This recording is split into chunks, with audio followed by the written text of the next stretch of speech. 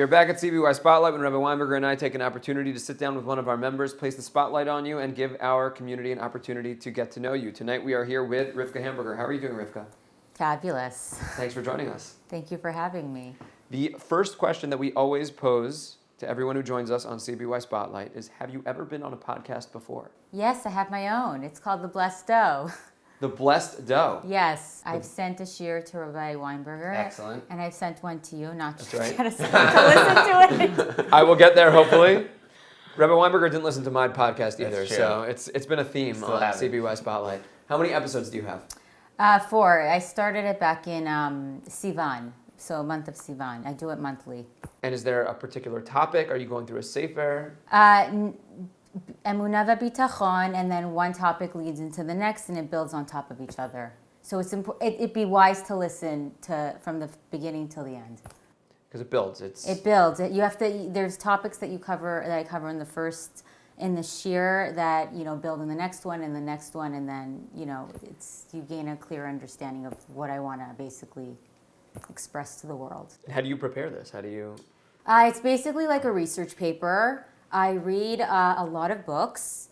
I basically inhale books, and then I write everything out, and then I give it over on Spotify. So that's basically, it's a lot of work. It's hours and hours of work. Can you let everybody know how many hours of work goes into giving shiurim? Oh my gosh, everyone should give a big prop to Rabbi Weinberger, Rabbi Zatz, and of course Rabbi Schreier, because it's an insane amount of work.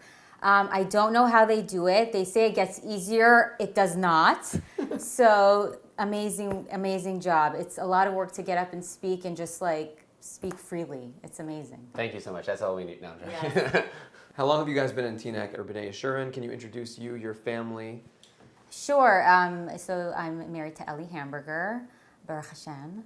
And we have 3 kids, Tali, Zaki, and Abby, thank God. And we've been here since before even Tali was born. So we've been members since, I believe, 2009. And we love it. I have all 3 Rebbeim on my, text messaging. So Rabbi Schreier, Rabbi Weinberger, and Rabbi Zatz. And it's amazing. What can you ask? What else can you ask for? So it's wonderful.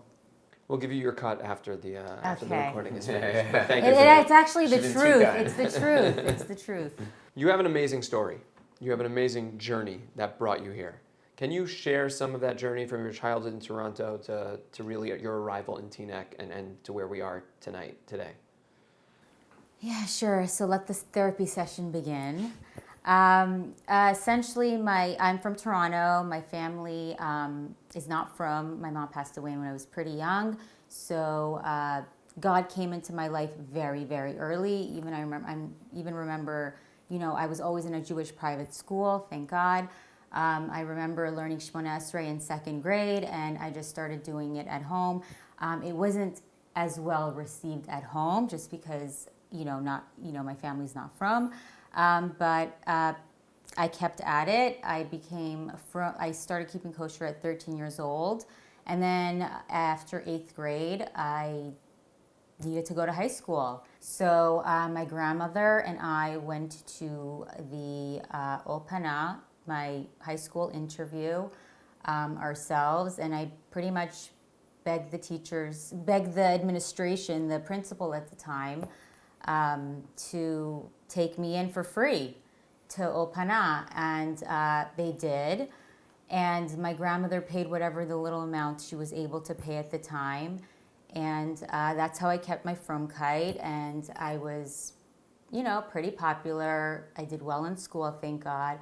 I got a full scholarship at the Schulich School of Business, which is a top business school in Toronto. However, before I attended that school, I went to Harova, and I did get a few scholarships, but my dad at that point realized, she's not crazy. She doesn't look like she's going to marry a Hasidish person.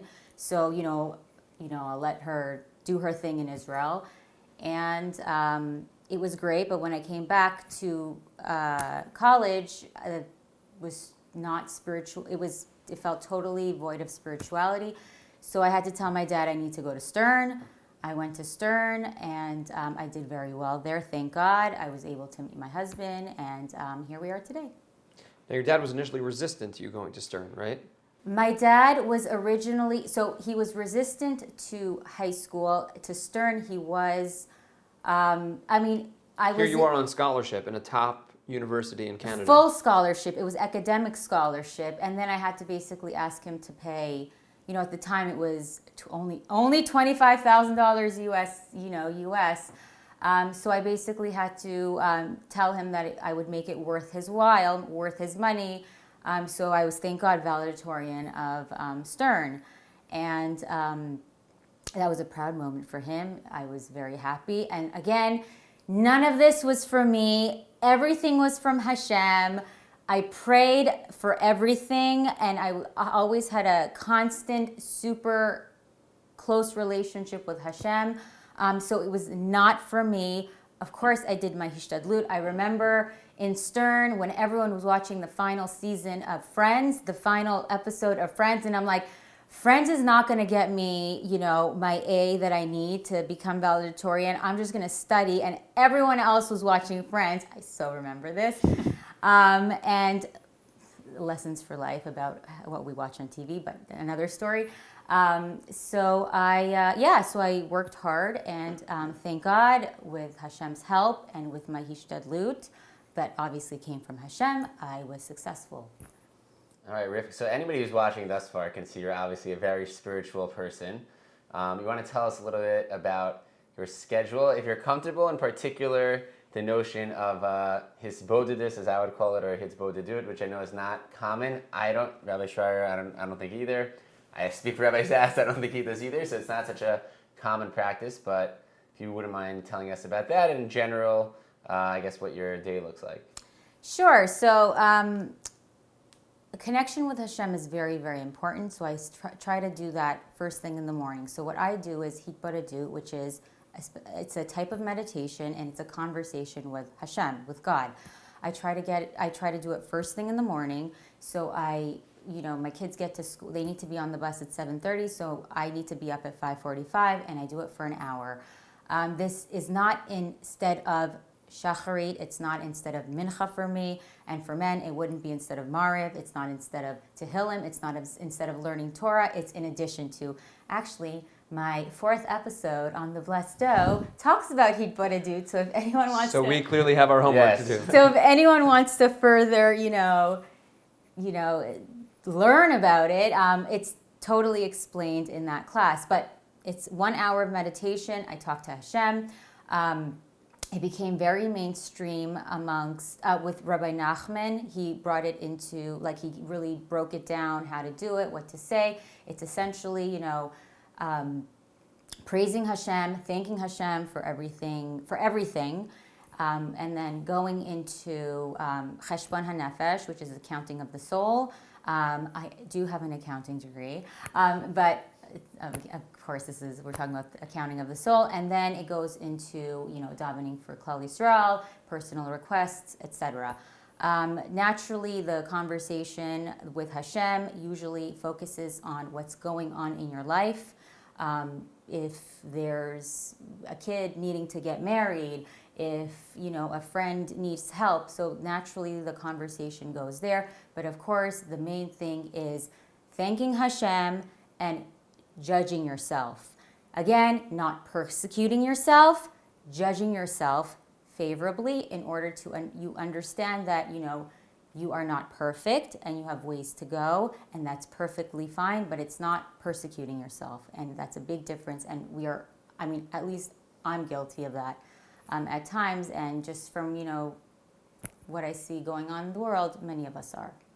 Do you have any one or two particularly impactful people? I don't know, say rabbis, could be people who have shaped your worldview, who you listen to their speeches, you read their books. I'm sure we could go on for a while, but we're going to try to keep it succinct. Maybe... Yes. So, of course, I listen to you guys. You're Yotzei, Rabbi Schreier, Rabbi Zaz, Rabbi Weinberger.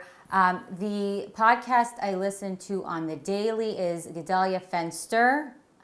He's good for anyone at whatever spiritual level you're at. If you believe in God, wonderful. If you don't, good to start listening to him.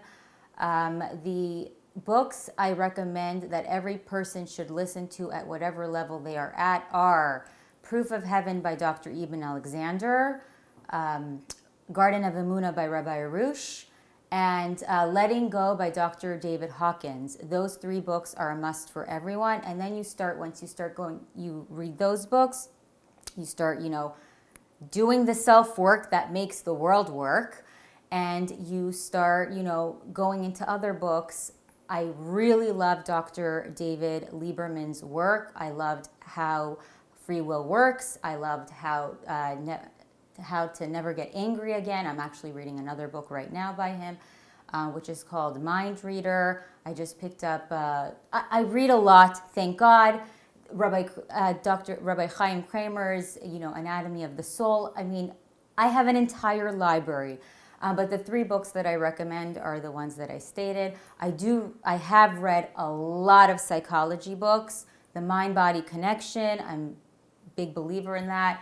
The Body Keeps the Score, and this is actually why I got into reading Rabbi Arush's books, because of course there's always the impetus, right? About 7 years ago, I had a rough back situation.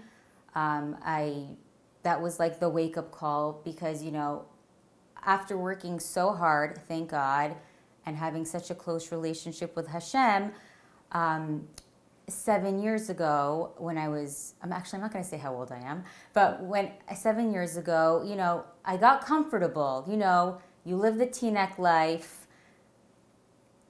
Was I getting up every morning? Was I doing the mitzvot the way I was supposed to be doing? Was I getting a little more relaxed? Could be. So I got the wake-up call 7 years ago. I had horrific back pain. God forbid that anyone should ever know of it, but thank God, I'm very thankful, because it was like the fire that basically reminded me, like, get your act together. Where is this coming from? Obviously, I had to deal with my mother's death that I never dealt with when I was a very young girl at 9 years old. But then it started, so I started reading Dr. Sarno's books, all the psychology books, and I wasn't satisfied with basically understanding the mechanisms of the obvious truth that, there's a mind-body connection. The answer of this can't possibly be happening to people just to suffer. There has to be a reason. And this is when I got into the philosophical question of, like, what is the message behind all of this? And then I was talking to my friend Sarah Abanaim, who basically recommended I read Rabbi Arush's Garden of Emunah. And once I read a rabbi's book, I buy all the books. So I read many, many of his books. And that is what started me on my spiritual journey. So it was a 7-year process, which is, why I'm, thank God, sitting here today and talking about it. But it was certainly not overnight. And it's a daily grind, and there is resistance, but you got to beat the Yetzer Hara, and that's the way it is. So you graduate valedictorian from Stern. Yes. So educationally, career-wise, where do you go from there? I worked in corporate America for a number of years. What did I do? I did valuation at a firm, and then I switched to asset management. Not asset management. I did wealth management for a number of years. I managed billionaires. Some of you guys know the products that these people have come out with. I'm not putting it on camera. And after that, I went private because I needed to scale back on hours. It was still a lot of hours. And then at some point, I basically needed to take a break. And then that was it. What went into that decision? You have this corporate job and you decided that you needed a break for mental health, for physical health? I burnt out. That's the truth, because I was working crazy hours. And then again, it was the knock at the door. I had this horrible back pain. No one should ever know of it, at 31 years old. And I basically had to reevaluate, what I was, like, where I was going. Like, I was this, a Teaneck mom, very comfortable, just doing the daily grind, not really having Hashem like totally in the picture on a daily basis at that point. So that was the wake-up call that I needed to basically include him in everything in my daily schedule, in my world, etc. And that is what took me from, working in corporate America, which, by the way, is great for people as long as you don't burn out. I burnt out, but this is what led me to my schedule today.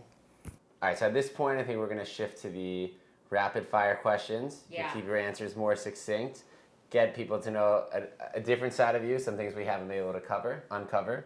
And all right, let's get to it. You want me to begin? Sure. Want to begin? All right, here we go. Yeah. Do you have any hidden talents or areas of expertise that, I shouldn't even say hidden, any other talents? Well, you guys know I make babka. I was waiting for that answer, okay. Does he know? I got one. He knows. There you go. Okay, just making sure He that knows. everything's all good, okay. And also Rabbi Zatz knows. I started a little because of COVID. That was my, at some point what happened. I had a lot of patience, so to say. No one could make challah. Everyone needed food, so I started delivering challahs to people. And naturally, when I start doing something, I want to level it up. So then I was like, I was watching a, Good Eats episode with Alton Brown. Ellie was actually watching it. And I was like, why don't I try babka? I'm just going to do it. And then I did it, and then I got really good at it. And so people started asking me left, right, and center. So now what I have turned it into is essentially a philanthropic endeavor where I price them like crazy, and I give half to tzedakah. Wow, they're really good. Yeah, they're pretty fabulous, thank God. Everyone, hopefully this will be good advertising for the Yeah. podcast. I don't and need hopefully- to, if you want it, you got to pay up. Win-win. Good babka and Yes, tzedakah. yes. Yeah, it's going to tzedakah, exactly. What is the most interesting item in your house? The tambourines for when Mashiach comes. I'm Oh, being wow. serious. Dina Siegel, all work and no pay. This is a shout out to her. And also Peas, Love, and Carrots. They were talking about it on Instagram, and I'm like, I have to buy the tambourines for the girls in my house, so when Mashiach comes, we'll be dancing on the streets. They say the Chavetz Chaim used to keep a packed suitcase right under That's his next, under that's his next. bed. We're I'm getting not there yet, We're but I getting do there. have the tambourines in the holders. Got it. Okay, what is the most interesting place in the world you've been? I love Israel, obviously, but my favorite place always, anywhere in the world, is always on the beach because it's the best place to do hitbodedut. For me. This is like breaking from when you do hitbod to do it in the morning, because traditionally it was done out in the forest. You do it at home I in the do it backyard. outside in my backyard. In the backyard. And if people the see me, winter? I see your mom all the time walking, She's a by big the way. walker, yeah. Yes, and she always says hi, and I can't talk because I'm like talking to Hashem. Have you ever explained that to her outside? No, but now she's gonna She hear Now probably she'll know when she hater. watches this Exactly. episode. So I have if I do a walk in the morning and I do hitbodedut, I have earphones in my ears. Everyone thinks I'm talking to someone. You won't say hi to someone walking by. No, I will like do this, but I will not break conversation with Hashem. So we should let everybody know they shouldn't take offense if they see you in the morning. Correct. You're moving during hitbodedut, or you're like... You walk and you talk. You walk. Okay, You you're walk not, and you're you not talk. like sitting in your backyard. You can if you have to do what's comfortable. If you're comfortable, underneath your covers, in pajamas, in your sheet, like in your bed, great. It just can't be in an earshot with anyone because it has to be a private conversation with Hashem. You kind of addressed this a little bit. Have there been any major hobby lifestyle changes since COVID? I stopped watching television. That's the complete opposite of basically everyone else in the I world. stopped watching television. I don't watch television. I do love Marvel movies. It has to be a really good one to get me to go to the theaters because, again, to each Soft his spot. own. To me, it's a waste of time. For me, to each his own. I'd rather be learning, reading a book, doing something productive. Sorry. Okay. You could edit And that. to be No, fair, I don't that's think great. you're saying any of this in a judgmental fashion. For me, this is what I don't. works for you. I You don't wouldn't watch be putting television. this on as like a muster lesson. It's the I don't CBY watch spotlight. This is watch. this is I your don't- perspective. Yeah, I literally stopped watching television since 2020. Okay. So what would you respond to people who say like, Rivka's amazing, but that's just not me. She's just not normal. How would you respond to that?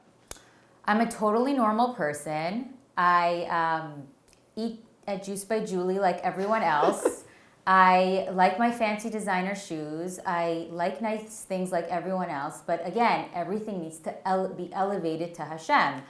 Again, I also need to maintain, for me, spiritually, I need to maintain that constant relationship with Hashem because I don't know if anyone's noticed, but God forbid, if you don't, you will get knock at the doors and you're going to have that relationship one way or another with Hashem. That's the bottom line. So I rather instigate the relationship instead of wait. I don't know what Juice by Julie is. I don't know if you know Are what you Juice by serious? Julie is. I really don't. Wait, seriously? Wow, he's also Genuine. I know what Wordle is, but I don't know what I Juice feel by like it Julie came from the is. Five Towns, didn't it? I think it came from Brooklyn. Oh gosh, all right, now I'm also making myself look bad. But I know what Juice by Julie is. I've been there a few times. It's great. Rivka, thank you so much for joining It's us. great.